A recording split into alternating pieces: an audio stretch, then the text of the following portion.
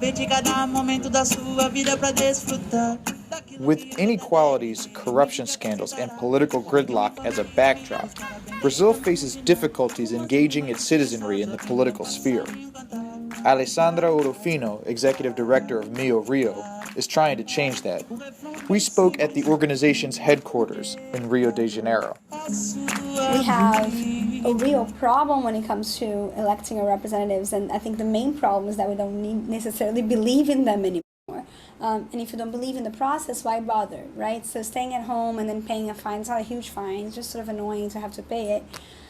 Sometimes sounds better than just giving your vote to someone you're not sure deserves it.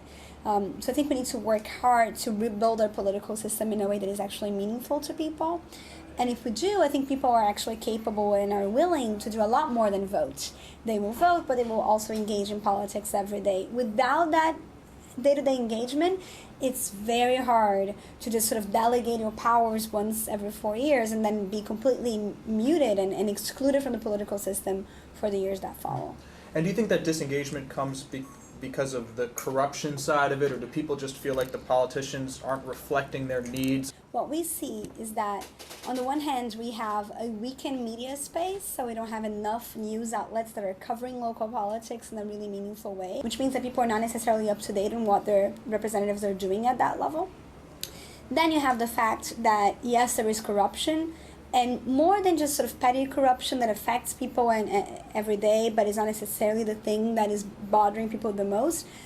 I think knowing that your representatives are so prone to corporate or other interests, it's what makes you doubt their best intentions.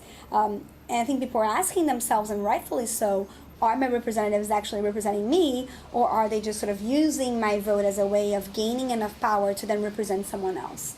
And having that doubt completely distances you from the actual democratic system. What is your fuller vision of democratic engagement, and what would be a strategy to get there moving forward? I think we tend to limit democratic engagement to the realm of political institutions.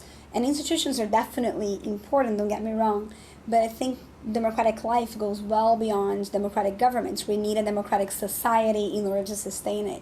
So having a conversation around institutions matters, but I think what matters the most right now, especially in my region, is building the infrastructure for people to be able to participate outside of the institutions and influence the institutions from the outside in. That already exists in many sectors of society, right? So if you look at the way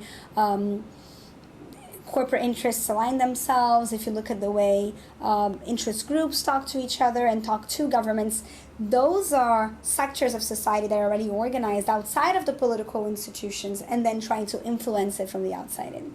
I think when it comes to citizens that are not already organized around those existing interests but have their own visions and needs and wants, we don't have those pieces of infrastructure in place. So in order to have a fair dispute, and politics is also about dispute, we need to sort of empower that side of things, the citizen side of things, so it can be a meaningful part of the conversation when it comes to actually engaging with institutions. When we look back, we see in 2013 there were these tremendous protests where people took this to the streets, talking about a lot of what you were talking about right now. There was this great movement in Brazil. It was all over the newspaper. We covered it. Everyone covers it. And then everybody has pizza, I guess, as they say in Brazil. Yes. Nothing directly changes. Is that an example of a missed moment? When it comes to what actually gets the change or gets real change done, I think we need to go beyond sort of mobilization or one-off mobilization into the realm of like building citizen infrastructure. So one of the things that we know for sure about 2013 is that we have a very poorly written picture of who was there. And most importantly, we cannot communicate with people that were there. So if I wanted to just talk to the 1 million people that marched on the streets of Rio in June 2013, I couldn't. And that's a problem because many of the issues that people raised around that time are still going on. Decisions are being made right now that affect those issues, but I have no way of keeping them informed about that or mobilizing that energy again if I need it at some point to pressure a specific decision maker, to push for a specific decision to be made. So one of the things that we need to be better at as citizens is not just organizing ourselves when those moments of inspiration come, because those are really hard to predict. What we need to do is, after those moments come, keep that energy going through a well-organized infrastructure that supports us and helps us know each other, meet each other, find each other, talk to each other, make decisions together.